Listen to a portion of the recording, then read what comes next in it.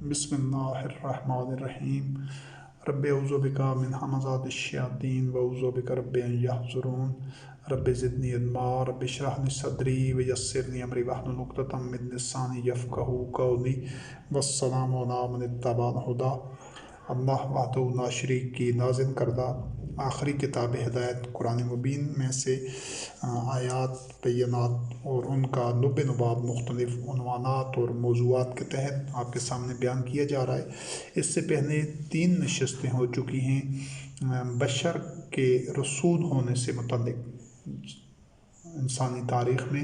اللہ وحدہ لا شریک انبیاء علیہ السلام کو مبعوث کرتا رہا ہے اور وہ اللہ کی آیات، اللہ رب کریم کی نازل کردہ وحی نوع انسانی تک پہنچاتے رہے ہیں۔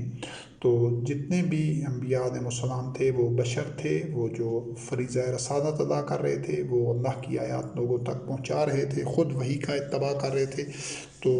اس حوالے سے جو پہلے 3 نشستیں ہو چکی ہیں، یہ چوتھی نشست ہے جو اسی موضوع اور اسی عنوان کا تسلسل ہے۔ یہ اس لیے کہ آپ ان تمام پہلوؤں کو اچھی طرح خود کتاب اللہ میں سے جان لیں، سمجھ لیں کہ رسول علیہ السلام کی جو ذمہ داری ہوتی تھی، جو ان کا کردار ہوتا تھا، اس کی شناخت کیا ہے، اس کے مختلف کوشے کون سے ہوتے تھے، اور قیامت تک جو انبیاء اور رسول علیہ السلام کی اسوہ حسنہ پر عمل کرنے والے جو وارثون الکتاب ہوں گے، جو مومنون ہوں گے، ان کو تاکہ آپ پہچان سکیں، کیونکہ اس نبادے میں، اس لباس میں جو اللہ کے دشمن بھی موجود ہوتے ہیں، شیاطین بھی موجود ہوتے ہیں، جو اپنی طرف سے اللہ پر جھوٹ کرتے ہیں، اپنی طرف سے باتیں کر کے یا سنی سنائی باتیں جو کہ حق نہیں ہوتی، جو ظن و تخمین پر مبنی ہوتی ہیں، وہ باتیں بھی لوگوں میں پھیلا دیتے ہیں اور لوگوں تک پہنچاتے ہیں۔ وہ جو فریضہ رسالت ادا نہیں کر رہے ہوتے، وہ جو ذمہ داری پوری نہیں کر رہے ہوتے کہ وہ اللہ کی وحی ہی صرف لوگوں تک پہنچائیں، کیونکہ انبیاء اور رسول علیہ السلام صرف اللہ رب کریم کی وحی لوگوں تک پہنچاتے تھے۔ وہ اللہ رب العزت کی نازل کردہ وحی کو نہیں پہنچاتے، بلکہ وہ آدمیوں کی باتیں، آدمیوں کی لکھی ہوئی کتابیں، آدمیوں کے عقائد، اعمال جو کہ قرآن کریم میں مذکور نہیں ہیں، ان کا کوئی حوالہ، کوئی سند، کوئی دلیل برہان نہیں ہے، لیکن وہ ساری زندگی لوگوں تک پہنچاتے رہتے ہیں اور لوگوں کو کہتے ہیں کہ یہ اللہ کا دین ہے، اور لوگوں کو اس پر چلاتے ہوئے گمراہ کرتے ہیں، خود بھی گمراہی میں ہوتے ہیں۔ تو جب آپ خود کتاب اللہ میں سے رسول علیہ السلام کی زندگی، ان کی جد و جہد اور ان کے جو مختلف کوشے ہیں، اس کو سمجھیں گے کہ بشر جو تمام رسول علیہ السلام ہوتے تھے وہ بشر کے پیکر میں ہوتے تھے، اور ان کے جو مختلف سرگرمیاں، ذمہ داریاں، ان کا کردار اور ان کی جو مراحل اور ان کی جو حکمت عملی، طرز عمل، جو ان کا اسوہ حسنہ ہے، وہ کیا ہوتا تھا۔ تو اس پر ایک آپ کا اپنا مطالعہ ہونا چاہیے۔ اللہ کی آیات میں سے آپ سب کو سمجھیں گے تو پھر آپ دوست اور دشمن کو پہچان لیں گے، آپ کو پتہ چل جائے گا کہ انبیاء علیہ السلام کی اسوہ حسنہ پر کون چل رہا ہے اور شیطان کون ہے جو کہ فریب دینے کے لیے اس نے مذہب کا نبادہ اوڑھا ہوا ہے۔ تو اس سلسلے میں جو ضمنی موضوع ہے وہ یہ ہے کہ جو رسول علیہ السلام ہوتے تھے وہ کیا کچھ کر سکتے تھے اور کیا نہیں کر سکتے تھے، اس کو ہم چند آیات کی روشنی میں قرآن کریم میں سے دیکھتے ہیں۔ سورۃ المائدہ کی آیت نمبر 67 ہے، یا ایھا الرسول بلغ ما انزل الیک من ربک وان لم تفعل فما بلغت رسالتہ واللہ یعصمک من الناس۔ نبی کریم علیہ السلام کو اللہ رب کریم نے فرمایا کہ اے رسول، جو تمہارے رب کی طرف سے تم پر نازل ہوا ہے اس کو پہنچا دے لوگوں تک۔ بلغ ما انزل الیک من ربک، جو تمہارے یعنی قرآن کریم میں نبی کریم علیہ السلام پر نازل ہوا تھا، اور اس کا خود قرآن کریم میں نبی کریم علیہ السلام نے اعلان بھی کیا ہے، اوحی الی ھذا القرآن، میری طرف یہ قرآن وحی کیا گیا ہے، تو اس کو ہی اور نبی کریم علیہ السلام نے پہنچایا، اس کے علاوہ کوئی ایک لفظ بھی نہیں پہنچایا قرآن کریم سے باہر۔ تو آگے اللہ رب کریم نے فرمایا اگر تم نے ایسا نہ کیا تو پھر اللہ کی یہ جو رسالت کا فریضہ ہے،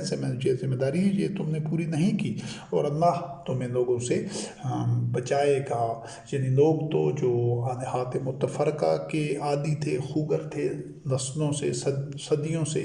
وہ بت پرستی میں، شرک میں، اور انہوں نے انداز دھندہ بنائے ہوئے تھے، شرکاء بنائے ہوئے تھے، تو ان سب کو یہ بڑا ناگوار تھا کہ ان کو الہکم الہ واحد کی طرف دعوت دی جائے اور تمام باطل آلہات سے برات اختیار کی جائے۔ تو ان کے اندر وہ جو مخالفین تھے، ان کے اندر جو آتش انتقام تھی وہ بڑک رہی تھی، لیکن اللہ رب کریم نے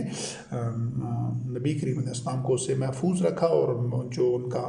نصب العین تھا، جو خواب تھا، جو مشن تھا، اس میں اللہ رب کریم نے ان کو کامیاب کیا۔ تو یہ جو رسول علیہ السلام کے یہ جو اسوہ حسنہ اور ذمہ داری کے حوالے سے پہلی چیز یہ ہوتی تھی کہ جو رب کی طرف سے نازل کیے گئے اس کو لوگوں تک پہنچاتے تھے۔ آج جو رب کی طرف سے نازل کردہ قرآن کریم ہے وہ ہم سب کی دسترس میں ہے، ہمارے پاس موجود ہے، تو ہم نے اسی کو پہنچانا ہے۔ جو اس کو پہنچا رہا ہے وہ تو رسول علیہ السلام کی اسوہ حسنہ پر عمل کر رہا ہے، جو اس کے علاوہ کوئی اور چیز پہنچا رہا ہے تو وہ رسول علیہ السلام کے اسوہ حسنہ پر نہیں چل رہا، بلکہ وہ اللہ پر جھوٹ کرتا ہے یا حق کے ساتھ باطل کی آمیزش کرتا ہے۔ اس کے بعد سورۃ ابراہیم کی آیت نمبر 5 ہے، وَلَقَدْ أَرْسَلْنَا مُوسَىٰ بِآيَاتِنَا أَنْ أَخْرِجْ قَوْمَكَ مِنَ الظُّلُمَاتِ إِلَى النُّورِ وَذَكِّرْهُم بِأَيَّامِ اللَّهِ إِنَّ فِي ذَلِكَ لَآيَاتٍ لِكُلِّ صَبَّارٍ شَكُورٍ، کہ ہم نے موسیٰ کلیم اللہ علیہ السلام کو آیات بینات یعنی وحی دے کر بھیجی کہ اپنی قوم کو ظلمات سے نکالیں اور نور میں لے جائے، اور ان کو اللہ کے ایام کا، اس دور کا جب کہ وحی کا اتباع ہو رہا ہوتا ہے، وحی کے مطابق وہ سب نے جو اتباع وحی کا ایک سٹرکچر، سوشل سٹرکچر بنایا ہوتا ہے، جس میں تمام مومنین زندگی کے تمام گوشوں میں وہی کا اتباع کر رہے ہوتے ہیں، وہی ایام اللہ ہوتے ہیں۔ تو اس میں اللہ رب کریم نے فرمایا کہ ان کے سامنے اس کا تذکرہ کر کے تم اس عذاب سے تب ہی نکل سکتے ہو جب تم، یہ فرعون جو عذاب دے رہا ہے، جب تم وہی کا اتباع کرو گے۔ اور پھر جنہوں نے اس کا اتباع کیا، اللہ رب کریم نے ان کو امام بنا دیا، زمین کا وارث بنا دیا، اور ان کو فرعون کے عذاب سے نجات دلا دی۔ تو اسی چیز کو موسیٰ کلیم اللہ علیہ السلام نے اور ہارون علیہ السلام نے ان کے سامنے بیان کیا، وہ ایمان لے آئے۔ تو یہ خود نبی کریم علیہ السلام رحمۃ للعالمین خاتم النبیین، جو سرزمین عرب میں لوگ ظلمات میں تھے، اندھیروں میں تھے، ان کو ان سے نکالا اور نور میں لے گئے۔ تو یہ جو دوسرا گوشہ ہے رسول علیہ السلام کا، وہ ہے کہ جو لوگ ان کے متبعین ہوتے ہیں، جو وحی کا اتباع کرتے ہیں، جو رسول علیہ السلام کی اطاعت کرتے ہیں، اتباع تو سب وحی کا کر رہے ہوتے تھے، رسول علیہ السلام خود بھی اور مومنین بھی، تو وہ اجتماعی سٹرکچر جو وَاعْتَصِمُوا بِحَبْلِ اللَّهِ، جو اللہ کی رسی ہوتی ہے، جس میں سب مل کر وحی کا اتباع کریں، صرف یہ جو قرآن کریم ہے کتابی شکل میں موجود ہے، تو اس کو اللہ کی رسی قرار نہیں دیا گیا۔ یہ تو کتاب ہے، اس کے ساتھ اسی کو بنیاد بنانا ہے، اسی کے ساتھ مس کرنا ہے، تمسک اختیار کرنا ہے، اسی کا اتباع کرنا ہے، لیکن یہ کتاب اگر کتابی حالت میں ہوگی تو وہ اللہ کی رسی نہیں ہوگی۔ اللہ کی رسی تب ہوگی جب یہ معاشرے میں کچھ مومنین عملی طور پر اس کا اتباع کر رہے ہوں گے، اور ان میں ایک امام المتقین ہوگا، اس میں اولے الامر ہوں گے، اور باقی مومنین وہ سمینا و اطاعنا سلم و تسلیمہ کا پیکر بن کر وہ اپنے جان مال سب کچھ دین کی نصرت کے لیے، اللہ کی نصرت کے لیے پیش کر چکے ہوں گے۔ وہ جو سٹرکچر ہوگا اطیعوا اللہ و اطیعوا الرسول کا، وہی سبیل اللہ پر ہوں گے، وہی اللہ کے راستے پر ہوں گے، اور وہی اللہ کی رسی ہوگی۔ جو لوگ ان کے ساتھ جڑتے جائیں گے وہ اللہ کی رسی کو تھامنے والے ہوں گے۔ اسی کو اللہ رب کریم نے وَاعْتَصِمُوا بِحَبْلِ اللَّهِ قرار دیا ہے، اور وَاعْتَصِمُوا بِاللَّهِ بھی قرار دیا ہے قرآن کریم میں ایک جگہ کے اوپر۔ تو یہی جو اللہ کی رسی کے ساتھ یعتصم باللہ کے الفاظ ہیں قرآن کریم میں، اللہ کو تھام دینا، اسی کو اللہ رب کریم نے اللہ کی رسی کو تھامنا بھی قرار دیا ہے۔ یعنی اللہ کو تھامنا یا اللہ کی رسی کو تھامنا، اس سے وابستہ ہو جانا، اسی کی عملی شکل یہ ہے کہ ایسا اجتماعی سٹرکچر، ڈھانچہ، نظام اور ایسا ایک سیٹ اپ تشکیل دینا جس میں معیشت، معاشرت اور اخلاقیات اور عدل و قسط اور تجارت اور ذاتی تعلقات اور تمام معاملات جو زندگی کے ہیں وہ وحی کے مطابق ہوں گے۔ تو وہ جو مومنین یہ پورا نظام چلا رہے ہوں گے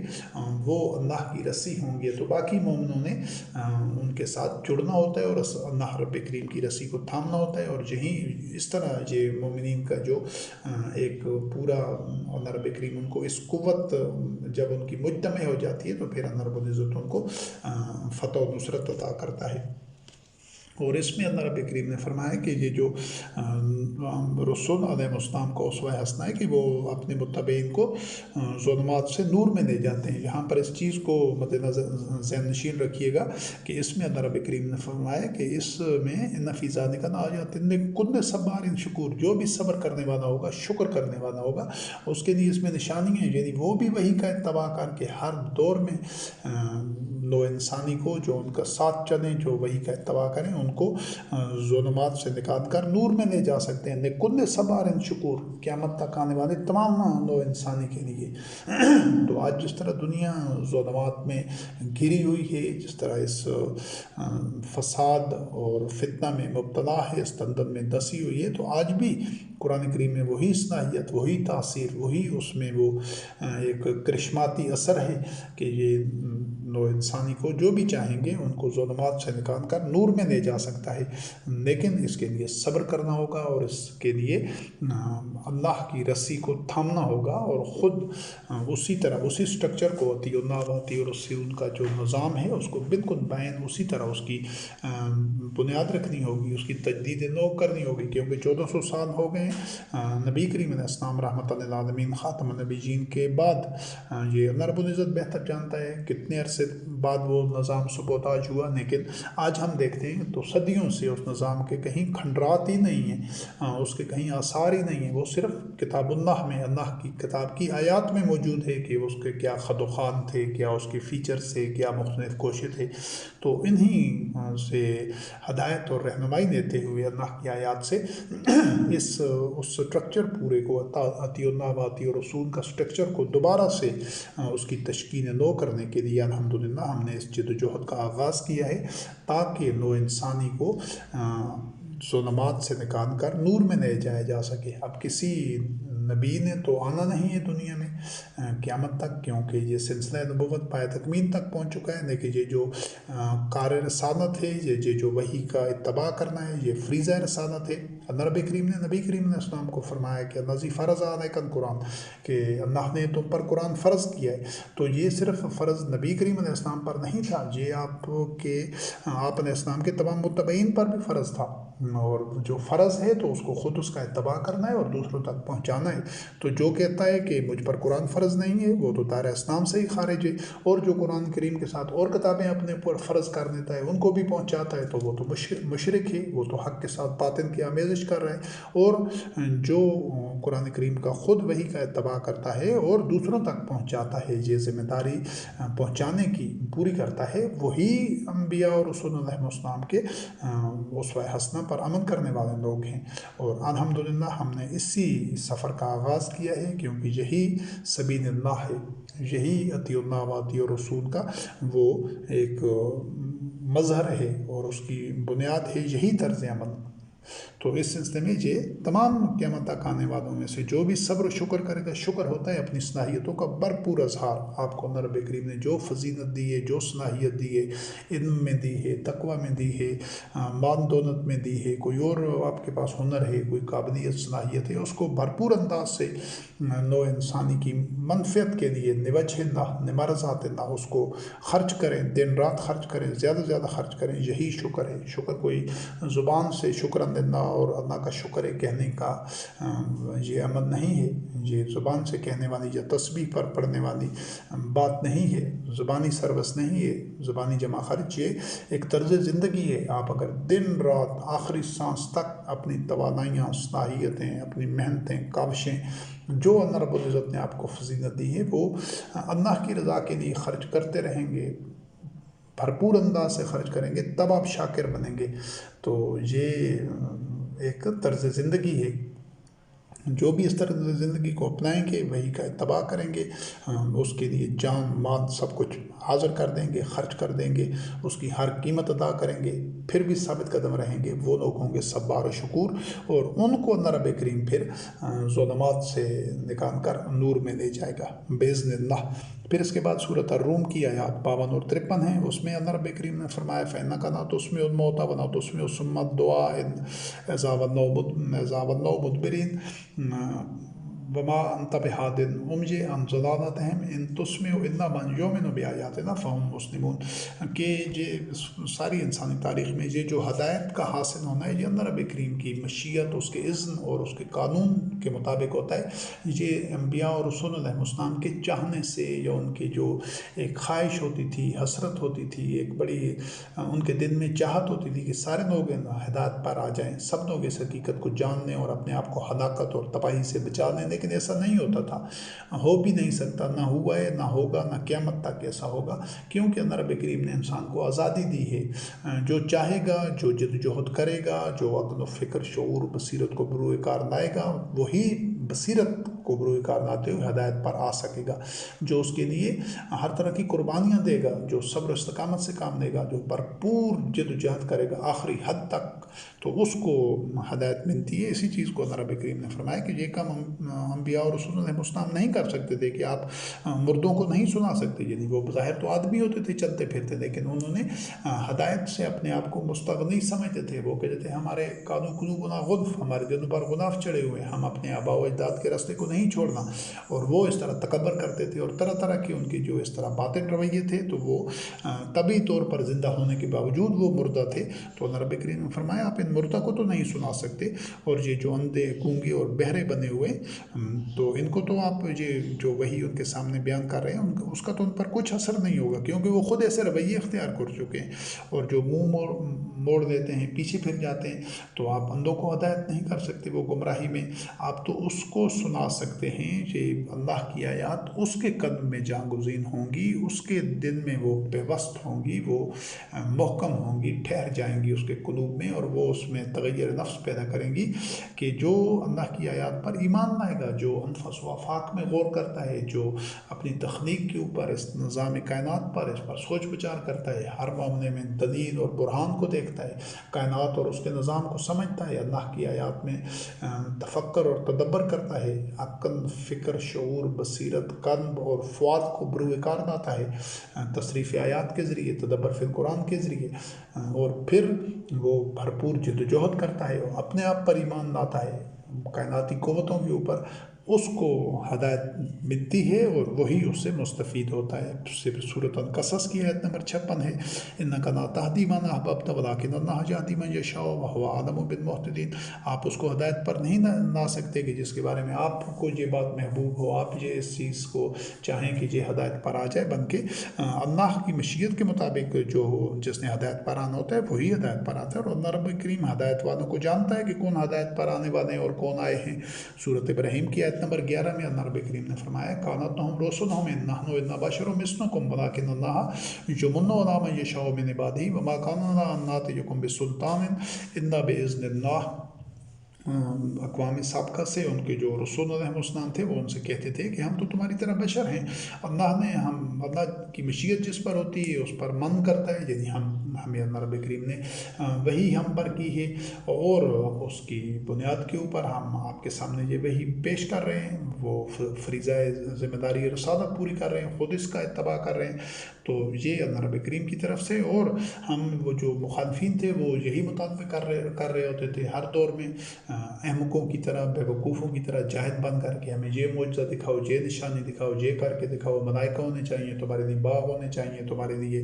اس طرح نہریں ہونی چاہیے، اور طرح طرح کے وہ جو ہمارے لیے لکھی ہوئی کتاب لے کر آؤ، وہ طرح طرح کی جو خرافات اور لغویات اور فسانے اور یاوہ گوئی جو ان کو اپنے آبائی مذہب کی طرف، آبا کی طرف سے مل رہی ہوتی تھی، وہ اسی کی روشنی میں ایسے الٹے سیدھے خلاف عقل مطالبے اور تقاضے اور ضد کر رہے ہوتے تھے، تو اس کو اللہ رب کریم ہر دور میں رد کرتا رہا ہے کہ یہ جو ہدایت کا اختیار کرنا ہے یہ تو ارادہ و اختیار کے ساتھ ہے،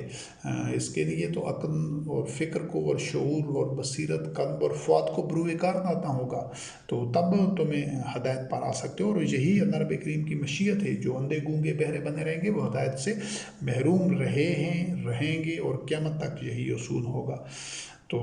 ہم تمہارے لیے انبیاء رسول علیہ السلام ان کو جواب دے رہے تھے کہ ہم تمہارے لیے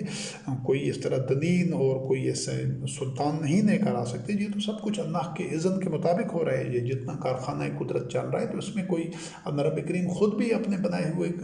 جو قوانین فطرت ہیں اور جو اس کے کلمات ہیں اور اس کی جو سنت ہے اس کو خود نہیں توڑتا، جو اس کی مشیت ہے جس کے مطابق اس نے یہ پورے کارخانہ قدرت کو انفس و آفاق میں جن قوانین کے تحت یہ کارخانہ چل رہا ہے، اللہ رب العزت ایسا نہیں ہے کہ جب چاہے ان کو معطل کر دے، توڑ دے اور ان کے خلاف کوئی کام کر کے پھر ان کو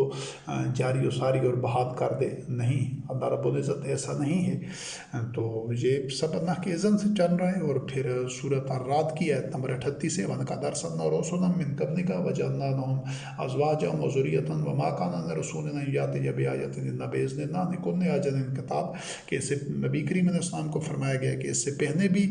ہم نے وَلَقَدْ أَرْسَلْنَا رُسُلًا مِّن قَبْلِكَ، تم سے پہلے اور بھی رسول علیہ السلام بھیجے اور ہم نے ان کے لیے ازواج تھی، ان کی ذریت تھی، وہ سارے اس طرح طبی زندگی گزار رہے تھے، سارے معاملات ان کے بشری تقاضوں کے مطابق تھے، اور کوئی بھی رسول وَمَا كَانَ لِرَسُولٍ کہ وہ اللہ کی جو اذن کے بغیر کوئی آیت نہیں نہ آ سکتا تھا، کوئی تدین، کوئی جو فیصلہ کن گھڑی ہے، لِكُلِّ أَجَلٍ كِتَابٌ، وہ کسی بھی رسول علیہ السلام کی چاہت کے اوپر، جو اس کی اپنے اختیار اور مرضی کے اوپر وہ گھڑی نہیں آتی تھی جب فیصلہ ہو جاتا تھا۔ انبیاء اور رسول علیہ السلام دعائیں کرنا قرآن کریم میں مذکور ہے کہ وہ اللہ رب کریم سے دعا کرتے تھے کہ جب ظلم اپنی انتہاؤں تک پہنچ جاتا تھا، جب ان کا فسق، فجور، مخالفین کا اور فساد اور سرکشی اپنی انتہاؤں کو چھو جاتی تھی، تو پھر متعدد انبیاء اور رسول علیہ السلام نے اللہ رب کریم سے دعا کی کہ اللہ تو فتح کر، ہمارے درمیان فیصلہ کر دے، اور تو سب سے بہتر فیصلہ کرنے والا ہے، اور یہ جو اللہ کے دشمن ہیں، جو تیرے دشمن ہیں، ان کو تباہ کر دے۔ اس طرح کی متعدد انبیاء اور رسول علیہ السلام نے اپنے مخالفین کی بربادی کے لیے دعائیں کی ہیں، لیکن ان دعاؤں کو اللہ رب کریم نے مستجاب بھی کیا ہے، لیکن وہ گھڑی رونما کب ہوئی ہے، وہ فیصلہ کب آیا ہے، وہ لمحہ اللہ وحدہ لا شریک کے جو اذن کے مطابق ہوا ہے، اس کی مشیت کے مطابق ہوا ہے، اس کا جو جب امر طے ہوتا ہے، اس کے لیے ہر چیز نے اللہ رب العزت نے اس کے پیمانے مقرر کر رکھے ہیں۔ خود نبی کریم علیہ السلام رحمۃ للعالمین خاتم النبیین کو فرمایا کہ آپ کی زندگی میں یہ نتائج دیکھ لیں، اپنے انجام سے دو چار ہو جائیں، آپ فوت ہو جائیں، آپ کا کام ہے پہنچا دینا اور خود وحی کا اتباع کرنا۔ تو یہ ایک جو چند آیات تھیں کہ ماضی میں رسول علیہ السلام کیا کر سکتے تھے اور کیا نہیں کر سکتے تھے، اس سے متعلق۔ اور اگلا جو ضمنی موضوع ہے وہ یہ کہ اقوام سابقہ کا رسول علیہ السلام کے ساتھ رویہ کیا ہوتا تھا۔ سورۃ الرعد کی اس کا ایک خاکہ ہے چند آیات میں، سورۃ الرعد کی 7 نمبر آیت ہے، وَيَقُولُ الَّذِينَ كَفَرُوا لَوْلَا أُنزِلَ عَلَيْهِ آيَةٌ مِّن رَّبِّهِ إِنَّمَا أَنتَ مُنذِرٌ وَلِكُلِّ قَوْمٍ هَادٍ، کہ کافر کہتے ہیں کہ اس پر اللہ کی طرف سے کوئی آیت، کوئی نشانی، کوئی معجزہ کیوں نازل نہیں ہوا۔ تو اللہ رب کریم نے فرمایا انما انت منذر، آپ تو ان کو غلط روش کے نتائج سے آگاہ کرنے والے ہیں، اور ہر قوم کے لیے ایک ہدایت کو واضح کرنے والا، ہدایت کی نشاندہی کرنے والا ہوتا ہے۔ آپ بھی ان کے لیے ہدایت کے راستے کو واضح کر رہے ہیں، بیان کر رہے ہیں، جو ہدایت قرآن کریم میں نازل ہوئی ہے۔ یہ نبی کریم علیہ السلام رحمۃ للعالمین خاتم النبیین کو مخاطب کر کے اللہ رب کریم نے کہا ہے کہ آپ بھی ان کو ہدایت کے راستے کی رہنمائی کرنے والے ہیں۔ تو یہ الٹے سیدھے مطالبے کرتے ہیں کہ معجزہ ہو اور اس طرح ہو اور ہماری مرضی کے مطابق، معاذ اللہ وحدہ لا شریک، ایسا نہیں ہے کہ وہ لوگوں کی خواہشات کے تابع ہو، یا لوگوں کی ضد اور ہٹ دھرمی اور کوئی لوگوں کی، معاذ اللہ وہ تو لوگوں کی خواہشات کا تابع نہیں ہے، وہ تو صمد ہے، غنی ہے، وہ احسن الخالقین ہے، وہ فعال لما یرید اور غالب علی امرہ، وہ تو اپنے جو اس کا ارادہ ہوتا ہے، جو اس کا اذن ہوتا ہے، وہ کرنے والا ہے اس کا، اور اپنے امر کے اوپر وہ غالب ہے، وہ کسی کا محتاج نہیں ہے۔ خالق اور مخلوق کے اس مقام کو سمجھنا ضروری ہے۔ پھر اس کے بعد سورۃ صاد کی آیت نمبر 4 ہے، وَعَجِبُوا أَن جَاءَهُم مُنذِرٌ مِّنْهُمْ وَقَالَ الْكَافِرُونَ هَٰذَا سَاحِرٌ كَذَّابٌ، کہ وہ اس پر بڑا تعجب کرتے تھے کہ انہی میں سے ایک آگاہ کرنے والا ہے۔ یعنی پہلے یہ اعلان تو متعدد دفعہ اللہ رب کریم نے اس کا تذکرہ کیا ہے کہ انبیاء اور رسول علیہ السلام کہتے تھے کہ انا بشر مثلکم، ہم تمہاری طرح کے ہی بشر ہیں۔ تو ان کو یہ چیز عجیب لگتی تھی، کیونکہ انہوں نے وہ افسانے گھڑے ہوتے تھے، انہوں نے وہ شیاطین کے گھڑے ہوئے عجیب و غریب مافوق الفطرت خوارق عادت چیزوں دیکھنے کے منتظر ہوتے تھے کہ یہ ہوگا، یہ ہونا چاہیے، یہ ہونا چاہیے، جو رسول ہو علیہ السلام ہو، جو نبی ہو اس کے لیے یہ دلیل ہونی چاہیے، یہ اس کے معجزہ کرنا چاہیے، یہ نشانی ہونی چاہیے، جس طرح آج موجود ہیں، یہ جس طرح مسلمانوں میں موجود ہیں جو اپنے آپ کو مسلمان کہتے ہیں کہ وہ یہ نشانی آئے گی تو مہدی آئے گا، یہ نشانی آئے گی تو مہدی ہوگا، یہ نشانی آئے گی تو عیسیٰ روح اللہ علیہ السلام آئیں گے دنیا میں۔ نہ تو مہدی نے آنا ہے، نہ عیسیٰ روح اللہ علیہ السلام نے آنا ہے، نہ وہ نشانیاں پوری ہونی ہیں۔ یہ ان خرافات میں، ان لغویات اور نحویات میں نسلیں تباہ ہو گئی اور برباد ہو گئی ہیں۔ تو یہ جو اس کے بعد صورت یہ ہم نے صورت الرعد کی آیت نمبر 7 پڑھی ہے، تو وہ اس چیز پر بڑے عجیب ان کو تعجب ہوتا تھا۔ یہ صورت 7 کی آیت نمبر 4 جو ہے کہ ان کے پاس وہ بڑا تعجب ہوتا تھا کہ ان میں سے ہی یعنی ایسے ایک بشر ہے اور وہ ہمیں آگاہ کر رہا ہے، جو وحی کی بنیاد پر آخرت کے متعلق بتا رہا ہے، جو ہمارے اعمال کے نتائج بتا رہا ہے، تو وہ اس کو ذہنی طور پر قبول نہیں کرتے تھے اور وہ کافر کہتے تھے کہ ھذا ساحر کذاب، یہ تو جھوٹا ہے، معاذ اللہ یہ جھوٹ بولنے والا ہے، سحر انگیزی کر رہا ہے۔ اس کے بعد صورت بنی اسرائیل کی آیت نمبر 94 ہے، وَمَا مَنَعَ النَّاسَ أَن يُؤْمِنُوا إِذْ جَاءَهُمُ الْهُدَىٰ إِلَّا أَن قَالُوا أَبَعَثَ بَشَرًا رَسُولًا، کہ لوگوں کو ایمان لانے میں اور کون سی چیز مانے ہوتی تھی؟ یہی چیز امر مانے ہوتا تھا، اس لیے ایمان نہیں آتے تھے جب ہدایت ان کے پاس آتی تھی کہ کیا اللہ نے ایک بشر کو رسول مبعوث کیا ہے۔ ان کا وہ جو شیاطین کے گھڑے ہوئے افسانے اور خرافات اور توہمات اور جہالت پر مبنی جو قصے کہانیاں اور وہ لغویات اور نحویات ہوتی تھی کہ رسول علیہ السلام کے لیے یا نبی علیہ السلام کے لیے یہ بات ہونی چاہیے، یہ ہونی چاہیے، اس کو یہ کرنا چاہیے، ملائکہ ساتھ آنے چاہیے، اس کے لیے خزانے ہونے چاہیے، سونے کے کنگن ہونے چاہیے اور طرح طرح کی وہ جو، لیکن وہ سب شیاطین کی گھڑی ہوئی باتیں تھیں جن پر آج بھی یہ مسلمان وغیرہ اور دیگر یہود و نصارہ وہ آج بھی ان پر ایمان رکھتے ہیں۔ اس کے بعد صورت فاطر کی آیت نمبر 25 ہے، وَإِن يُكَذِّبُوكَ فَقَدْ كَذَّبَ الَّذِينَ مِن قَبْلِهِمْ جَاءَتْهُمْ رُسُلُهُم بِالْبَيِّنَاتِ وَبِالزُّبُرِ وَبِالْكِتَابِ الْمُنِيرِ، کہ اگر یہ تجھے جھٹلا رہے ہیں، نبی کریم علیہ السلام کو کہا گیا ہے، تو اس سے پہلے بھی یہ رسول علیہ السلام کو جھٹلا چکے تھے۔ ان سے پہلے کے جو لوگ تھے جو انہی نفسیات کے حامل تھے، جن کا یہی کردار تھا، لوگ بدل گئے لیکن وہ نفسیات تبدیل نہیں ہوئی۔ ان کے پاس بھی رسول علیہ السلام آتے تھے اللہ کی واضح آیات اور براہین اور دلائل لے کر اور کتابیں لے کر آتے تھے، نور اور ہدایت لے کر آتے تھے، لیکن وہ تکذیب کرتے تھے۔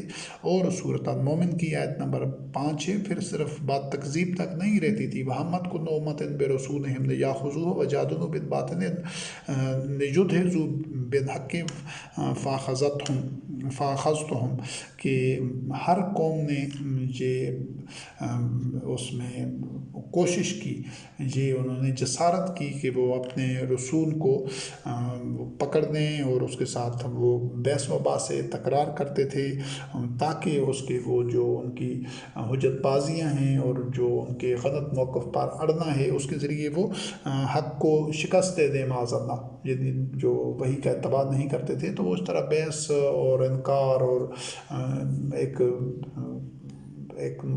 مناظرانہ کیفیت اور کوشش اس میں دے کہ حق کو وہ شکست دے دے، تو اللہ رب کریم نے فرمایا کہ وہ ایسا نہیں کر سکتے،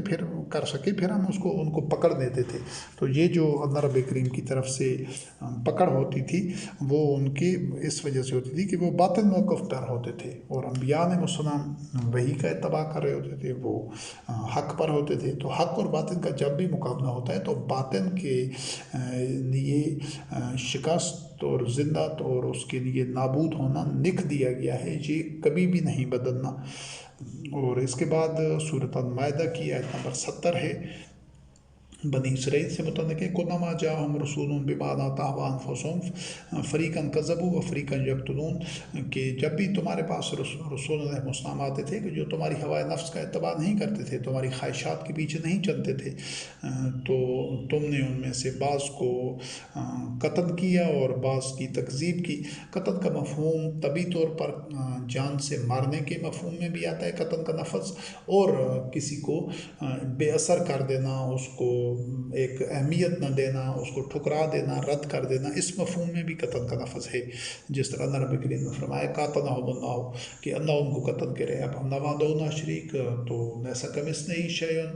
اس کی تو کوئی مثل ہی نہیں ہے، تو وہ اس طرح طبی وجود تو نہیں رکھتا کہ آ کر کسی کو تیر تلوار سے قتل کرے گا، تو وہ یہی ناکام کر دینے کے یا تباہ و برباد کر دینے کے یا ایک غیر مؤثر کر دینے کے مفہوم میں بھی قتل کا لفظ استعمال ہوتا ہے۔ اس کے بعد سورۃ المنافقون کی پہلی آیت ہے اذا جاءك المنافقون قالوا نشهد انك لرسول الله والله يعلم انك لرسوله والله يشهد ان المنافقين لكاذبون اتخذوا ايمانهم جنة فصدوا عن سبيل الله انهم ساء ما كانوا يعملون۔ یہ دیگر انبیاء اور رسول علیہ السلام کے معاملے میں تو جو ان کا عہد تھا اس میں یہ اس کا تذکرہ اس طرح نہیں آیا، وہ شیاطین کا تذکرہ ہے، یعنی مذہبی پیشواؤں کا جو کہ اللہ پر جھوٹ کرتے تھے اور اس طرح کے قرآن کریم میں وہ تو ساری انسانی تاریخ میں رہا ہے، انبیاء علیہ السلام کے بعد یا ان کے عہد میں وہ ایک باطل اور جھوٹا مذہب کرتے تھے اور اس کو وہ اللہ کی طرف سے قرار دیتے تھے، حالانکہ وہ اللہ رب کریم کی طرف سے نہیں تھا۔ تو یہ سلسلہ چلتا رہا ہے پہلی دفعہ، لیکن نبی کریم علیہ السلام کے عہد میں یہ جو پورا منافقین کا یہ جو طرز عمل ہے، یہ بڑے شد و مد کے ساتھ سارے اس جو نبی کریم علیہ السلام کی تحریک تھی، جو جدوجہد تھی، اس کے آغاز سے لے کر آخر تک یہ منافقین ساتھ ساتھ چلتے رہے، اور پھر ان کے جو حقیقی چہرہ تھا، جو ان کے اندر جو خباثت تھی، وہ بتدریج آشکارا بھی ہوتی گئی، اور اللہ رب کریم کی آیات بھی آتی گئی، مختلف جانچ پرکھ کے مواقع بھی آتے گئے، تو وہ نکھر کر آشکارا ہوتے گئے، اور جو طیب تھے، مومنین تھے، وہ خبیث یعنی منافقین ان سے الگ ہوتے گئے۔ تو اس سلسلے میں یہ وہ آتے تھے اور کہتے تھے کہ نبی کریم علیہ السلام کے پاس آ کر کے ہم شہادت دیتے ہیں کہ آپ اللہ کے رسول ہیں۔ اللہ رب کریم نے جواب دیا اللہ کو علم ہے کہ آپ اللہ کے رسول ہیں، اور اللہ شہادت دیتے ہیں کہ یہ منافقین کاذب ہیں۔ یہ اپنی جو شہادت ہے اور قسمیں ہیں اور حلف اٹھاتے ہیں، وہ اس کو ایک ڈھال بناتے ہیں، وہ اللہ کے راستے سے خود بھی رکے ہوئے ہیں، دوسروں کو بھی روکتے ہیں، اور یہ ان کا بڑا برا عمل ہے کہ وہ جو کر رہے ہیں، یعنی جو اس طرح کے صورتحال سے رسول علیہ السلام کو واسطہ پڑتا رہا ہے، طرح طرح کے کہیں جھٹلائے جاتے تھے، کہیں لوگ معجزے مانگتے تھے، کہیں ساتھ منافق بیچ جاتے تھے، کہیں وہ محاذرائی کرتے تھے مخالفین۔ تو یہ سارے جو مختلف ادوار میں جو وحی کا اتباع نہیں کرتے تھے، ان کے یہ رویے رہے ہیں انبیاء اور رسول علیہ السلام کے ساتھ۔ اب اگلا جو ضمنی موضوع ہے وہ یہ ہے کہ ہر دور میں، اس نقطے کو اچھی طرح ذہن نشین کر لیں کہ ہر دور میں جو رسول علیہ السلام کا معاشرے میں کردار ہوتا ہے، وہ بالکل معاشرتی زندگی کا نقطۂ ماسکہ ہوتا ہے۔ نقطۂ ماسکہ وہ ہوتا ہے جس میں کہ شعائیں منعکس ہو کر جب ایک ہی نقطے پر اکٹھی ہوتی ہیں، یا جس طرح یوں سمجھ لیں کہ پرکار کا ایک دائرہ ہوتا ہے، اس دائرے کا ایک ہی مرکز ہوتا ہے۔ دائرہ چاہے جتنا بھی بڑا ہو، کبھی بھی دائرے کے دو مرکز نہیں ہو سکتے، اس کا مرکز ایک ہی ہوگا۔ تو ہر دور میں یہ جو انبیاء اور رسول علیہ السلام ہوتے تھے، چاہے کسی بھی بستی میں ہوتے تھے، تو وہ اس کا دائرہ، ان کا جو دائرہ کار ہوتا تھا، وہ جتنی بھی آبادی ہوتی تھی، اس میں جتنے بھی مومنین ہوتے تھے، وہ انبیاء اور رسول علیہ السلام ان تمام مومنین کی انفرادی و اجتماعی زندگی کے تمام معاملات کے وہ اس کے دائرے کے مرکز کی حیثیت سے کام کر رہے ہوتے تھے، چاہے وہ ان مومنین کی معیشت تھی، معاشرت تھی، اخلاقیات تھا، عدل و قسط تھا، یا دیگر کوئی حکومتی نظامات، کوئی بھی ان کے معاملات ہوتے تھے، جنگ و جدل سے متعلق یا امن سے متعلق جو بھی فیصلے، جو بھی معاملات ہوتے تھے، وہ تمام کے تمام انبیاء اور رسول علیہ السلام as a supreme commander in تمام معاملات کو خود ان کی نگرانی کر رہے ہوتے تھے، اور سب معاملات چونکہ وہ وحی کے مطابق ہی انہوں نے طے کرنے ہوتے تھے، تو وہ ہی اس کا، اور تمام جو مومنین تھے وہ اپنی جان اور مال اللہ کو بیچتے تھے، وہ بیعت کرتے تھے، اللہ رب کریم کے ساتھ وہ عہد کرتے تھے، میثاق کرتے تھے، اور یہی نبی کریم علیہ السلام کی زندگی میں بھی ہوا۔ تو یہ جو آج ہم دیکھتے ہیں کہ یہ اپنے آپ کو 1.5-2 ارب جو مسلمان ہیں، ان کے اتنا بڑا دائرہ ہے، اتنی بڑی تعداد ہے جو اپنے آپ کو مسلمان کہتے ہیں، لیکن ان کی جو سماجی زندگی ہے اس دائرہ بہت وسیع ہے، بہت وسیع ہے، پورے گلوب پر یہ محیط ہے، یہ دائرہ پورے گلوب تک پھیلا ہوا ہے، محیط نہیں ہے لیکن پھیلا ہوا ہے، لیکن اس دائرے کا مرکز ایک نہیں ہے، اس کے بے شمار مراکز ہیں، 50 کے قریب تو ممالک ہیں، وہ سارے اپنے اپنے دائروں میں ہیں، یہ ایک دائرہ اس حوالے سے بنا ہی نہیں ہے۔ اگر ایک دائرہ تبھی بنے گا جب ان میں وحدت پیدا ہوگی، اور یہ جو رسول علیہ السلام کی اسوہ حسنہ پر عمل کر کے یہ اپنے اپنے ممالک کو ختم کریں گے، اپنی اپنی افواج کو ختم کر کے ایک دفاع کے لیے قوت بنائیں گے، ایک ہی آئین سب کا ہوگا، اللہ کی کتاب، اور تمام مومنین جتنے بھی ہیں پورے قریش پر، ان کا صرف ایک امام ہوگا، امام المتقین، اور دیگر اولین امر ہوں گے، اور اس کے ہاتھ پر سب مومنین بیعت کر چکے ہوں گے، تب ان کا وہ ایک محیط ہوگا، ایک دائرے کا محیط ہوگا، اور اس کا ایک مرکز ہوگا۔ اس کے بغیر ان ظلمات سے نکلا ہی نہیں جا سکتا۔ تو یہ ہر دور میں جو انبیاء اور رسول علیہ السلام ہوتے تھے، وہ تمام مومنین کی، چاہے وہ دائرہ چھوٹا ہو، بڑا ہو، کوئی بستی ہو، قریہ ہو، یا جتنا بھی پوری زمین پر محیط ہو، وہ جو مومنین کا جو سرکل ہے، وہ دائرہ ہے، اس کا جو نقطہ ہے، محور ہے، وہ ایک ہی ہوگا۔ تو یہ تبھی ممکن ہے کہ جب تمام مومنین صرف کتاب اللہ کی، قرآن کریم کی اتباع کریں، اور وہ سب اللہ کی رسی کو تھام لیں، یعنی ایک امام المتقین کے ہاتھ کے اوپر بیعت کر کے تمام اس کے ساتھ اپنے جان مال سب پیش کر دیں گے، تب وہ دائرے کا مرکز ایک ہوگا، اور جو اس سے خارج ہوگا وہ پھر دین اللہ سے بھی خارج ہوگا، وہ منافق ہوگا۔ تو اس طریقے سے اس کو یقینی بنانا، اس کے بغیر کوئی اور سٹرکچر اسلام میں ہے نہیں۔ اسلام میں اس طرح کی جمہوریت کا تصور نہیں ہے، جس طرح یہ آج پوری دنیا میں یہ جو جمہوری نظام ہے، یہ نظام کفر ہے جمہوریت۔ تو اسلام میں اس طرح کا تصور بالکل نہیں ہے کہ کوئی حزب اختلاف میں ہو، اور کوئی غیر جانبدار رہے، اور کوئی 2 گروپوں میں ہو، 3 میں ہو، یا کئی پارٹیاں ہوں۔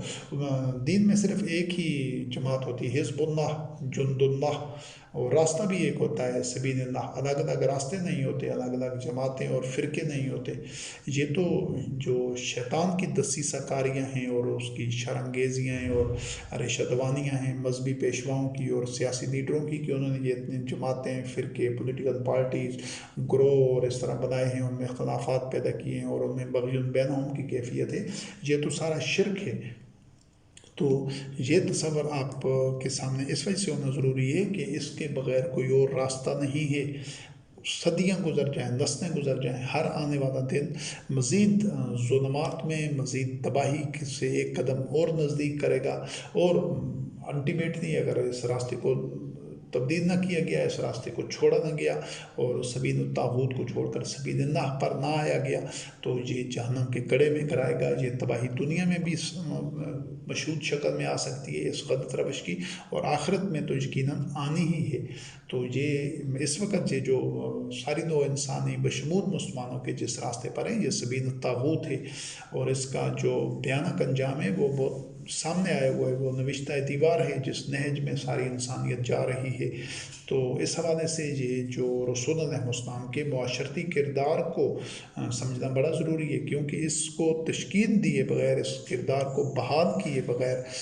اصلاح ممکن نہیں ہے، کوئی اس کے لیے شارٹ کٹ نہیں ہے۔ یہ آپ دیکھیں گے کہ اس میں اللہ شریف نے 10-20 آیات بیان کی ہیں جو رسول علیہ السلام کے اس کردار کو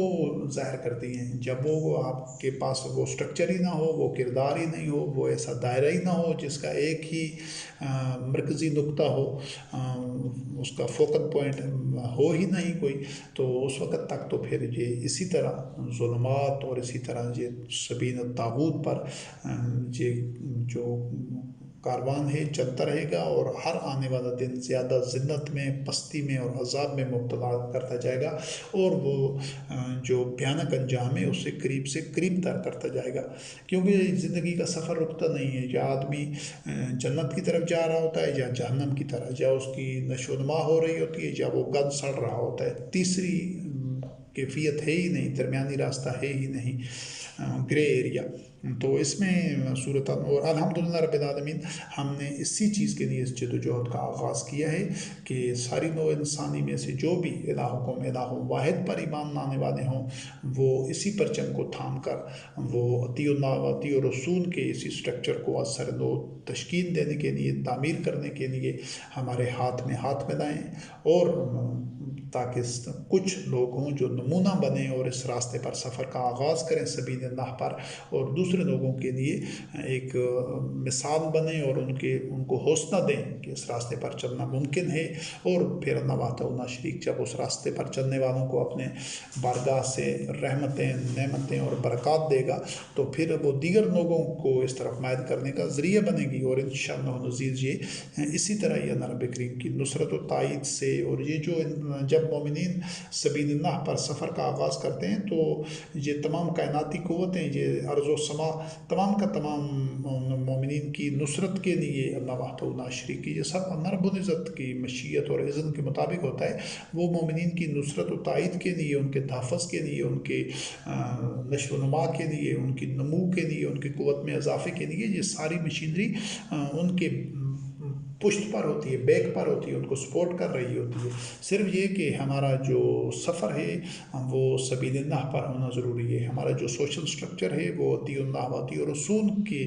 بالکل عین اسی پیٹرن پر ہونا چاہیے، اور ہمارے جو دین ہے للہ الدین الخالص، خالص اللہ کے لیے ہونا چاہیے، ہمارا الہکم الہ واحد ہونا چاہیے، ہم اتباع صرف اور صرف اللہ وحدہ لا شریک کی وہی کا کر رہے ہوں گے، تو تب یہ سب کائناتی قوتیں انشاءاللہ العزیز ہمارے ساتھ ہوں گی اور تعاون کر رہی ہوں گی۔ اور الحمدللہ ہم نے اسی راستے پر سفر کا آغاز کرتے ہوئے یہ ساری نوع انسانی کو جو دعوت دی جا رہی ہے، اسی جد و جہد کا یہ مرحلہ اولین ہے۔ اس سلسلے میں سورۃ الحج کی آیت نمبر 78 کو دیکھیے، وَسَمَّاكُمُ الْمُسْلِمِينَ مِن قَبْلُ وَفِي هَٰذَا لِيَكُونَ الرَّسُولُ شَهِيدًا عَلَيْكُمْ وَتَكُونُوا شُهَدَاءَ عَلَى النَّاسِ، کہ وہ رب ہی ہے جس نے تمہارا نام مسلمان رکھا ہے، قرآن میں بھی اور اس سے پہلے بھی، یعنی جو بھی جب سے وحی کا نزول اور آغاز شروع ہوا ہے تو جو بھی وحی کا اتباع کرنے والے تھے وہ مسلمان ہی ہوتے تھے، کوئی بھی یہود نہیں تھا، کوئی نصارہ نہیں تھا، یہ کوئی مذہب نہیں ہے یہود و نصارہ، جو دین ہے وہ دین پہلے دن سے ہی اسلام ہی ہے۔ اس میں وہ اسلام کے دین میں جو سٹرکچر کیا ہوتا ہے، نَجْكُونَ الرَّسُولُ عَلَيْهِ شَهِيدًا، نَجْكُونَ الرَّسُولُ شَهِيدًا عَلَيْكُمْ وَتَكُونُوا شُهَدَاءَ عَلَى النَّاسِ، تاکہ جو رسول علیہ السلام ہوتے تھے وہ مومنین کے تمام امور کے نگران ہوتے تھے، اور جو مومنین تھے وہ لوگوں پر نگران ہوتے تھے، وہ لوگوں میں دیکھ رہے ہوتے تھے کہیں کوئی ظلم نہ کر رہا ہو، کہیں کوئی کسی پر جبر نہ کر رہا ہو، اور کہیں کوئی کسی کو محروم نہ کر رہا ہو، کہیں انسان کے بنیادی حقوق کوئی سلب نہ کر رہا ہو۔ تو یہ مومنین کی ذمہ داری ہوتی تھی، اور جو رسول کی ذمہ داری ہوتی تھی وہ ان مومنین کا جو تعلیم و تربیت ہے، تزکیہ نفس ہے، ان کو تعلیم کتاب و حکمت ہے، ان کے جو کمر سے وہ جو جہالت کے بوجھ ہیں اور یہ جو جہالت کی زنجیریں ہیں ان کے پاؤں، مومنین کے پاؤں کو آزاد کرنا ان زنجیروں سے، اور مومنین کی کمر سے وہ جہالت کی بنیاد پر لادے گئے بوجھوں کو اتارنا ہوتا تھا۔ یہ دو رول ہوتے تھے، ایک رول جو ادا کر رہا ہوتا تھا وہ ہر دور میں رسول علیہ السلام، یعنی کتنا مرکزی ایک کردار ہے کہ اس کے بغیر وہ جو جس طرح دائرے کا ایک مرکز ہوتا ہے، مرکز کے بغیر دائرہ بن ہی نہیں سکتا، پہلے مرکز کا تعین ہوتا ہے پھر وہ جو پرکار کا دائرہ ہے وہ مکمل ہوتا ہے۔ تو آج وہ جو ایک پیٹرن تھا، نمونہ تھا، ہر دور میں اسی طرح چلتا رہا ہے، تو قیامت تک آنے والے مومنین ہیں انہوں نے اسی پیٹرن کو زندہ کرنا ہے، اسی طرح اس دائرے کو اثر نو بنانا ہے۔ اور اللہ رب وحدہ لا شریک نے یہ جو نبی کریم علیہ السلام رحمۃ للعالمین خاتم النبیین کو خاتم النبیین بنایا ہے، کہ کسی اور نبی نے آ کر بار بار نو انسانی کو یہ وہ دائرہ کھینچ کر اور اس کا مرکز بنا کر دکھا کر تجربہ کر کے دکھایا گیا مختلف بستیوں میں، مختلف علاقوں میں، اور آخری مرتبہ یہ تجربہ سرزمین عرب میں دہرایا گیا، وہ اسٹرکچر سیٹ اپ بنا کر اس کو فعال کر کے چلا کے اس تجربے کے نتائج پھر سامنے رکھے گئے۔ پھر انسانیت کو کہا گیا کہ اب تم نے یہ خود کرنا ہے، اب کسی نبی نے نہیں آنا، کسی اور کتاب ہدایت نے نہیں آنا، تو آپ نے خود اس کو تشکیل دینا ہے۔ تو اس وقت چلتا ہوا وہ جو پورا اسٹرکچر تھا، پورا سیٹ اپ تھا، پورا ایک میکانزم تھا، وہ فعال تھا۔ نبی کریم علیہ السلام کی زندگی میں بالکل بھرپور انداز سے وہ نتائج پیدا کر رہا تھا۔ پھر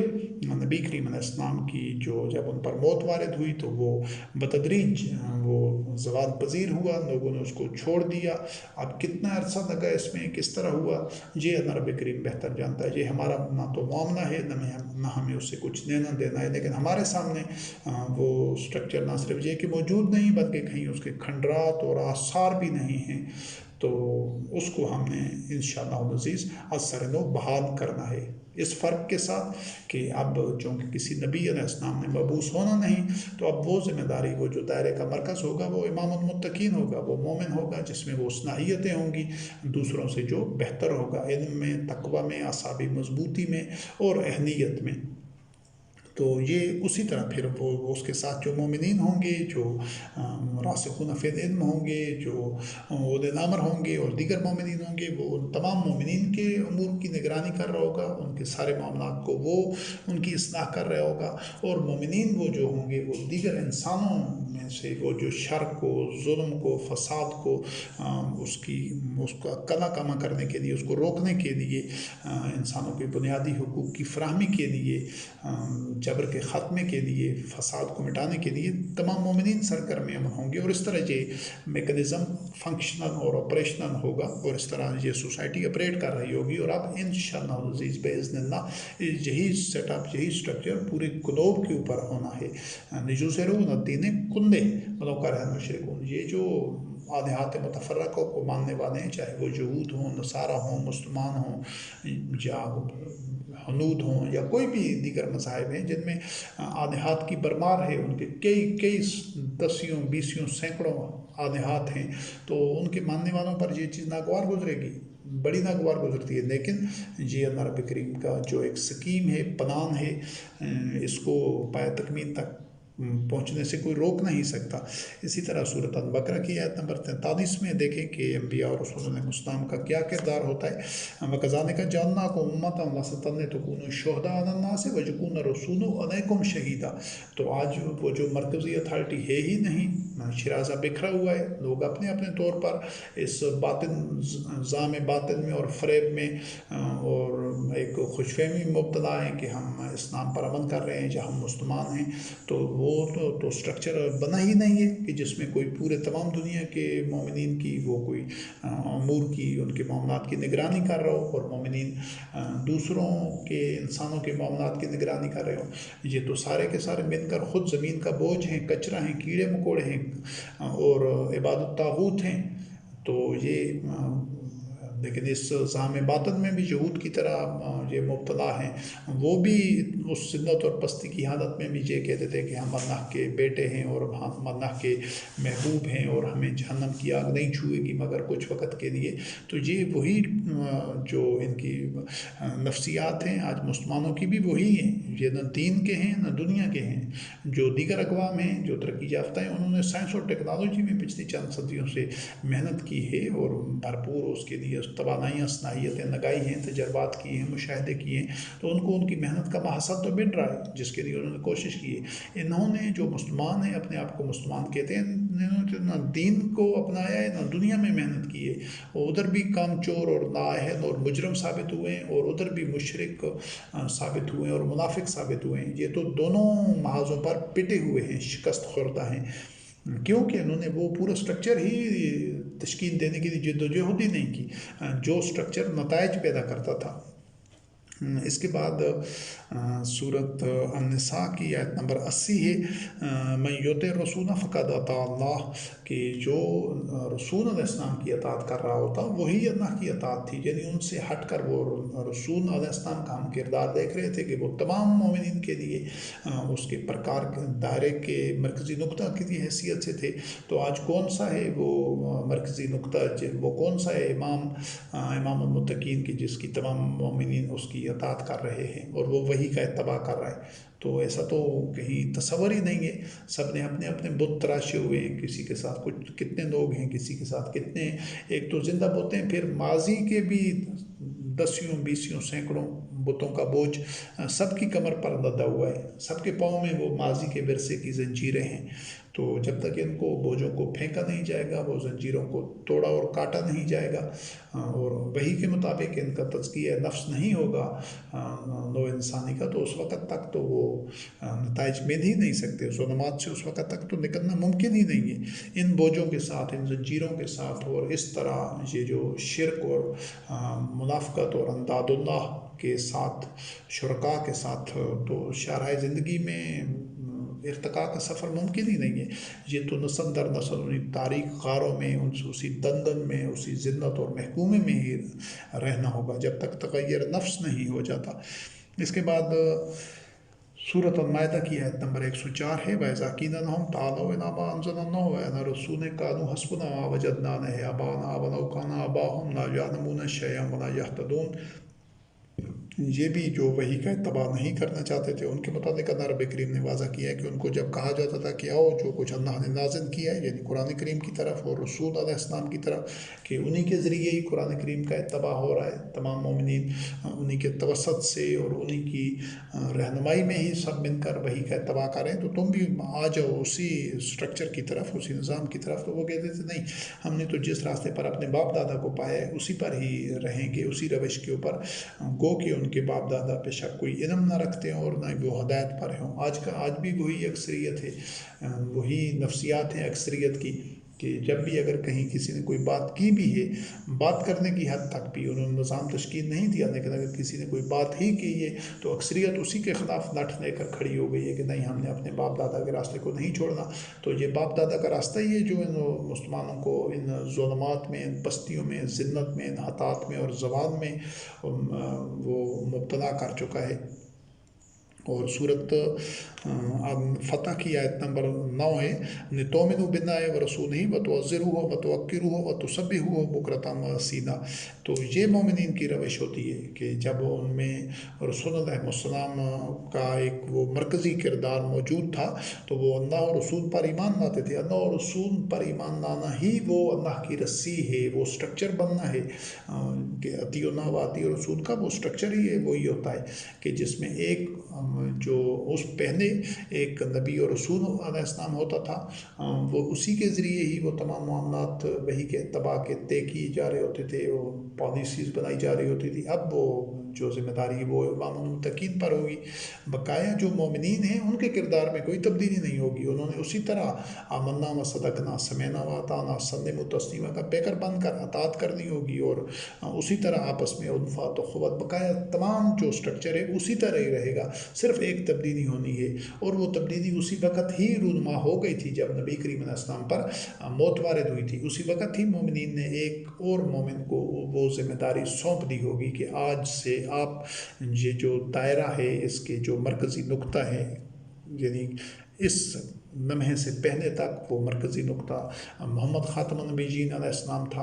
اسی پر ہی وہ نقطہ ماس کا تھا، معاشرے کا تمام معاملات کا۔ اب وہ نقطہ ماس کا ایک مومن ہوگا جو ان دیگر مومنین میں سے علم میں، تقوی میں، صلاحیت میں اور اعصابی مضبوطی میں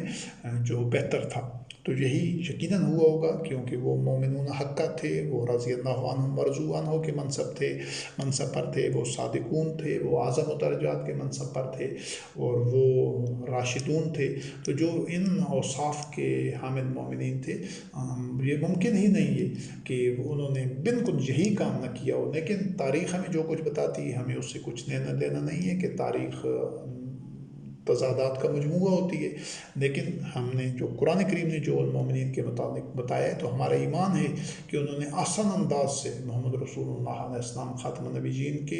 وفات کے وقت آسان ترین انداز سے اسی طریقے کو اختیار کیا ہوگا کہ ایک اور مومن کے اوپر انہوں نے وہ ذمہ داری عائد کر دی ہوگی۔ تو آج چونکہ ایسا کوئی سٹرکچر نہیں ہے، تو آج ہم نے اس کو از سر نو اس کی بنیاد رکھنی ہے انشاءاللہ باذن اللہ، اور ہم نے اسی لیے اس جدوجہد کا آغاز کیا ہے۔ تو تو وہ جو اللہ پر ایمان اور رسول پر ایمان لا رہے ہوتے تھے اور وہ نبی کریم علیہ السلام کی وہ ان کی نصرت کر رہے ہوتے تھے، اپنی توانائیاں صلاحیتیں ان کی توقیر کر رہے ہوتے تھے، تکریم کر رہے ہوتے تھے، ادب و احترام کر رہے ہوتے تھے، ان کے سامنے سب کچھ پیش کر دیتے تھے جان مال، اور اللہ کی تسبیح کرتے تھے صبح و شام۔ پھر سورۃ الانفال کی آیت نمبر 20 اور 21 میں ہے، یا ایھا الذین آمنوا اطیعوا اللہ واطیعوا اللہ ورسولہ ولا تولوا عنہ وانتم تسمعون ولا تکونوا کالذین قالوا سمعنا وهم لا يسمعون، کہ ایمان والوں تم اللہ اور رسول کی اطاعت کرو، اور جب تم ان احکامات کو، ان فیصلوں کو، اس معروف کو، اس امر کو سن رہے ہو جو کہ جاری ہو رہا ہے وحی کی بنیاد کے اوپر، اس وقت رسول کریم علیہ السلام کی طرف زبان مبارک سے جاری ہو رہا تھا، تو تم اس سے منہ مت پھیرنا، اس کو ہمہ وقت ہر حوالے سے، ہر لمحے، ہر گھڑی اسی کا اتباع کرنا ہے، اور ان میں سے نہ ہو جانا کہ جنہوں نے کہا کہ ہم نے سن لیا ہے حالانکہ وہ سن نہیں رہے تھے۔ تو یہ جو عمل یہ صرف اس عہد تک، جو دور تک نہیں تھا کہ جو جب نبی کریم علیہ السلام موجود تھے، یہ مومنین نے مسلسل اس کو جاری رکھنا تھا۔ یہ اللہ رب کریم نے نہیں کہا کہ یہ نبی کریم علیہ السلام کی زندگی تک تو تمہاری یہ روش ہونی چاہیے اور بعد میں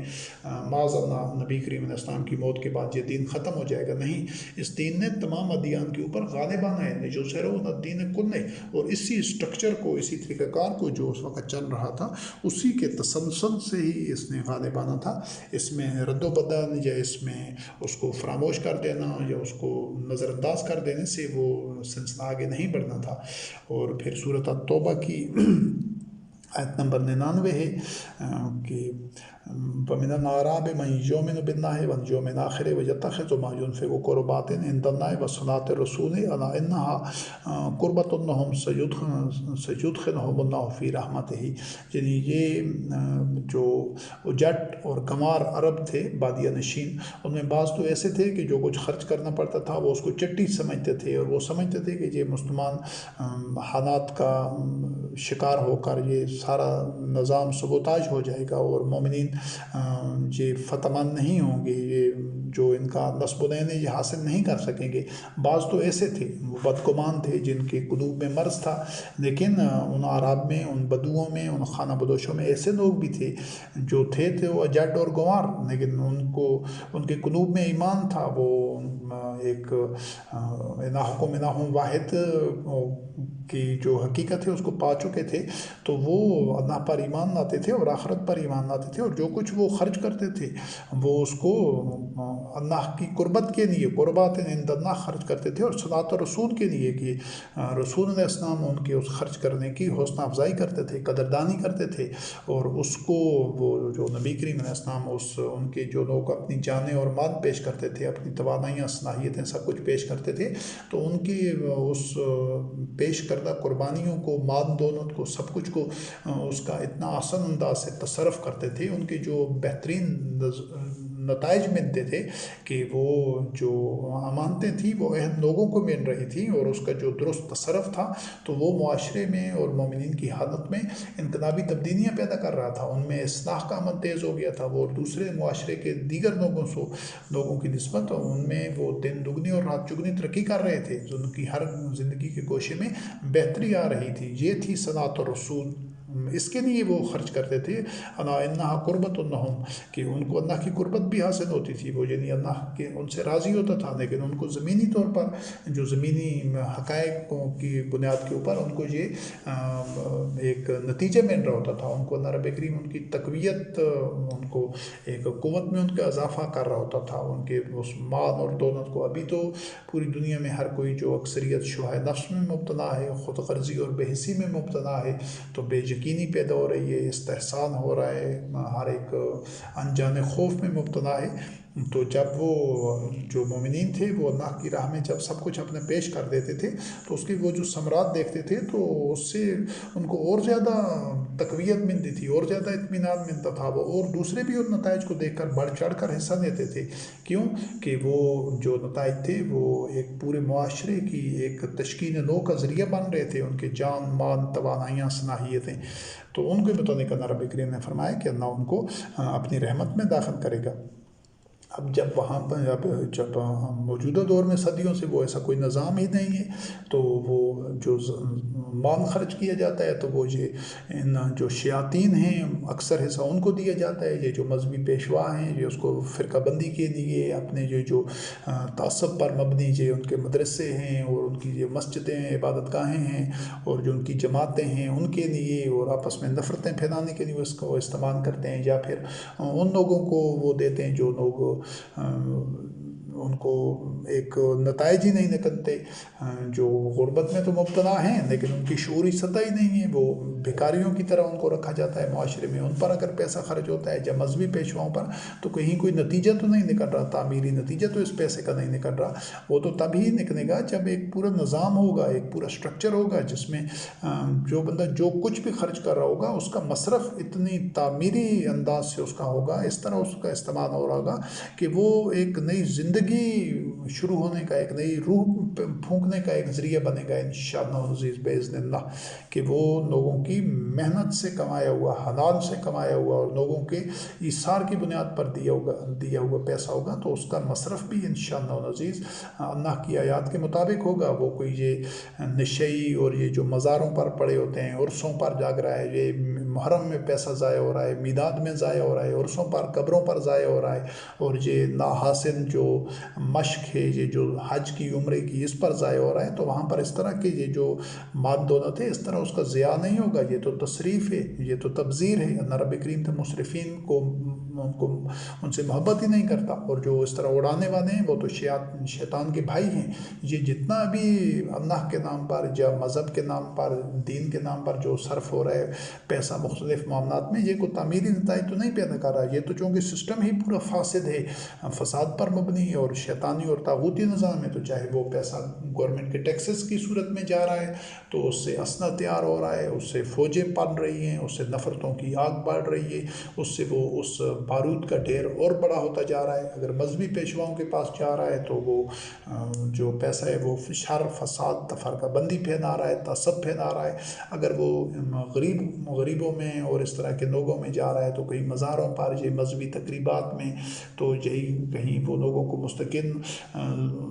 نااہل اور نسل در نسل بیکاری بنا رہا ہے، ان کو اور زیادہ جہالت میں اور ان کی خودی کو مجروح کر رہا ہے، تو یہ بہت ہی کم استعمال ہے اس انفاق کا اور پیسہ خرچ کرنے کا، جو درست طور پر پیسہ خرچ ہو رہا ہے بہت کم، نہ ہونے کے برابر۔ تو جب یہ سارا پیسہ اگر تعمیری انداز سے خرچ ہو، اللہ رب کریم کی وحی کے مطابق خرچ ہو، تو کبھی بھی اس کے اس طرح کے نتائج نہیں ہوں گے۔ وہ تو معاشروں میں، وہ تو پوری دنیا کے یہ جو پسے ہوئے، کچلے ہوئے اور محروم لوگ ہیں، ان کی جسمانی نشو و نما کے بھی باعث بنے گا، ان کے فکری ارتقاب کا بھی، ان کی فکری نشو و نما کا بھی، ان کی جو خودداری ہے، جو انا ہے، جو ان کی اپنی ذات کی معرفت ہے، جو ان کو وحی کی تعلیمات سے ہم آہنگ کرنا ہے، جو شعور دینا ہے، وہ تمام پہلوؤں سے وہ ان کی اصلاح کا جب بندوبست کرے گا، تو یہی لوگ جن کو معاشرے میں ابھی جو کچرا بنے ہوئے ہیں، جو ردی بنے ہوئے ہیں، جو کیڑے مکوڑوں کی سطح پر ہیں، انشاءاللہ العزیز جب ان کا تزکیہ نفس ہوگا وحی کے مطابق، تو یہ لوگ اللہ رب العزت ان کو امام الناس اور امام الارض کے منصب پر نہیں جائے گا۔ یہ امکان موجود ہے ان میں، لیکن یہ تب ممکن ہے جب وہ درست خطوط کے اوپر ان کی ایک تزکیہ نفس ہو، ان کو تعلیم کتاب حکمت کی تعلیم دی جائے، اور یہ پھر اس کا کٹھن مرحلہ، وہ کٹھن سفر طے کریں، صبر آزما مراحل سے گزریں، تو پھر اللہ رب کریم ان کو اس منزل تک لے جائے گا انشاءاللہ العزیز باذن اللہ۔ اور ہماری یہ کاوش الحمدللہ اسی سفر کے آغاز کے لیے ہے۔ اس کے بعد سورۃ الحشر کی آیت نمبر 7 ہے، اس میں اللہ رب العزت نے فرمایا وَمَا آتَاكُمُ الرَّسُولُ فَخُذُوهُ وَمَا نَهَاكُمْ عَنْهُ فَانْتَهُوا وَاتَّقُوا اللَّهَ۔ یہ آپ دیکھیں کہ یہ جو مال کی تقسیم کے جتنے بھی معاملات تھے ان کا بھی مرکز رسول اللہ علیہ السلام تھا، کہ جو کچھ بھی تمہیں رسول علیہ السلام دے رہے، یہ مال کی تقسیم کا یہ سیاق و سباق ہے۔ جو بھی مال کسی طریقے سے کسی حوالے سے بھی مرکز کے پاس آتا تھا نبی کریم علیہ السلام کا وہ اطیع اللہ و اطیع الرسول کا جو سٹرکچر تھا، جو سبیل اللہ اور جو واعتصموا بحبل اللہ جو حبل اللہ تھی، اس کے پاس جو بھی مال آتا تھا، چاہے وہ جنگ کے دوران یا کسی اور طریقے سے کوئی خزانہ یا کوئی صدقات، کوئی انفاق، وہ نبی کریم علیہ السلام خود ہی اس کو تقسیم کرتے تھے لوگوں کی ضروریات، ان کی کیپیسٹی، ان کے مسائل سب کچھ کو دیکھ کر۔ تو یہاں پر بھی آپ دیکھ دیں کہ وہ پورے مومنین کی چاہے جتنے بھی تھے، دائرہ جتنا بھی بڑا تھا، اس کا جو مرکز تھا، وہ نقطہ تھا، وہ ایک ہی تھا، اور وہ نبی کریم علیہ السلام تھا۔ اسی نقطے کو اب اس کا وجود ہی نہیں ہے معاشرے میں، تو اسی لیے اللہ رب کریم نے فرمایا کہ بس جو کچھ رسول دے دے اسے دے دو، اور جس سے روکے منع کرے کہ یہ تم نے نہیں دینا، یہ دوسرے بھائی کا حق ہے، تو اسے رک جاؤ، اس کے لیے پھر تمہارے دل میں کوئی بوجھل پن نہیں ہونا چاہیے۔ تو یہ اللہ کا تقوی اختیار کرنا کی عملی صورت یہی تھی کہ وہ اس طرح ہی جو ایک اطاعت اور اتباع کا جو جذبہ ہونا چاہیے تھا، وہ جذبہ اور وہ صورت آج دنیا میں کہیں موجود ہی نہیں ہے۔ تو اس جو یہ نشست ہے اس کو ادھر ہی مکمل کرتے ہیں، اور اس موضوع پر ابھی مزید آیات ہیں، اور یہ جو بشر کا رسول ہونا ہے اس کی اور بھی متعدد کوششیں ہیں، ان سب کو سمجھنا یہ ایک ضروری ہے تاکہ اس پورا سٹرکچر کے خد و خان بھی آپ کی نگاہ میں واضح ہو جائے۔ تو اس نشست کو ادھر ہی مکمل کرتے ہیں۔ والسلام علی من اتبع الہدی۔